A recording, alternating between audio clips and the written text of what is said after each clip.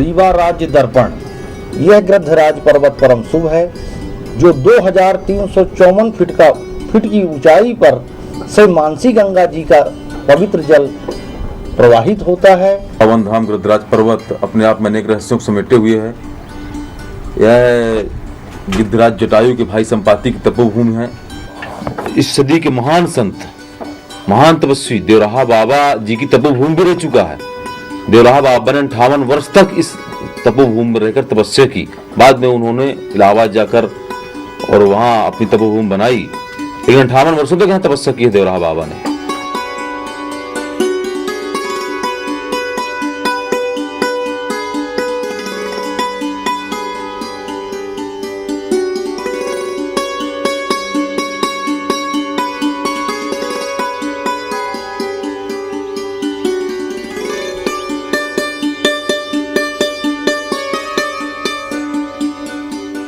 यहाँ आज भी हजारों की संख्या में गिद्ध निवासरत हैं और जहाँ ये प्रजनन करते हैं, अंडे देते हैं और इनका प्राणांत भी यही हो जाता है। बच्चे पालते हैं, प्राणांत भी यही हो जाता है।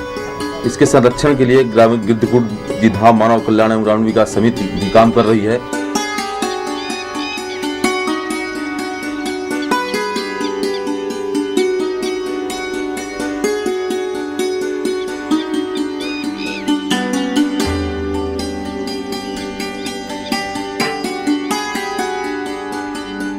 गृद्धराज पर्वत परम शुभ है से मानसी गंगा जी का पवित्र जल प्रवाहित होता है और उसमें स्नान करने से प्राणी मात्र की उस संपूर्ण पाप स्वयं ही समूल नष्ट हो जाते हैं।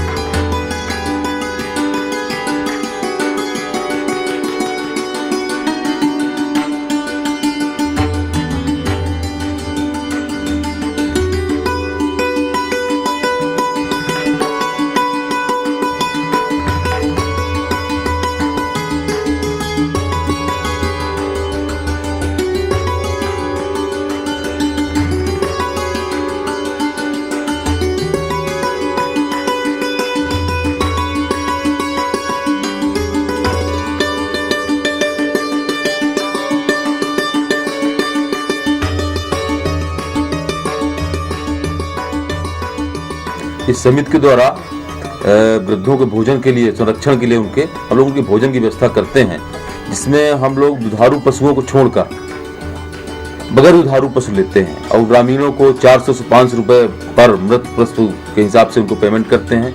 दुधारू पशु इसलिए नहीं लिए जाते उसमें कि एक इंजेक्शन आता है ऑक्सीटोसिन दूध बढ़ाने के लिए, जो सरकार द्वारा प्रतिबंधित भी कर दिया गया है, लेकिन अभी भी चोरी छुपे बाजार में दूसरे ब्रांडों से बिक रहे हैं वो। और उसको लगने से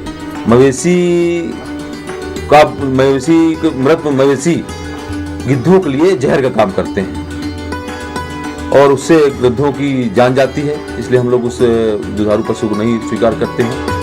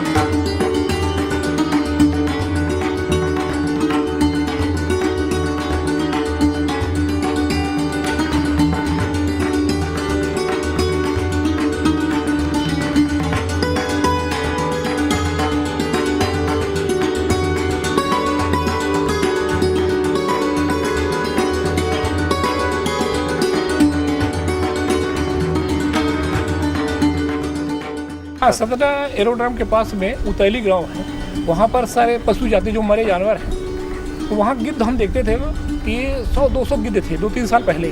पोस्टमार्टम करने जाते जैसे इंसोल्ट जानवर हुआ तो 200-300 गिद्ध हम देखते थे। अब आज की डेट में आप पाएंगे वहाँ 2-4-5 गिद्ध हैं। तो ये इसका असर तो हो रहा है डाइक्लोफेनेक का। मैं यहीं पे हूँ, जिला पशु चिकित्सालय सदर में, डॉक्टर एस के गौतम।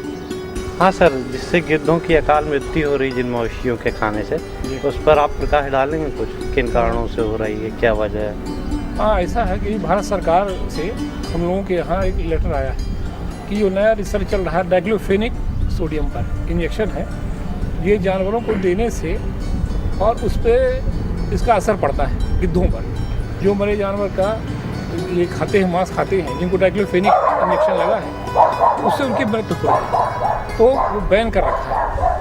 हमारे यहाँ आया है भारत सरकार से लेटर कि आप लोग इस पर वो करें, न लगाएं उसको। ऑक्सीटोसिन इंजेक्शन के बारे में कुछ प्रकाश डालेंगे? ऑक्सीटोसिन इंजेक्शन ये क्या करते हैं, डेयरी वाले जो है दूध निकालने के लिए, ज़्यादा दूध निकालने के लिए प्रयोग कर रहे हैं, इस पर भी बैन है। ये तो उस पर है, अगर कोई दुकानदार इसको बेचता है तो उसके खिलाफ वो भी हो सकती है, उसको भी बैन कर रखा है गवर्नमेंट ने। इस पर सुस्ती आती है, फर्टिलिटी पे असर पड़ता है ऑक्सीटोसिन पर।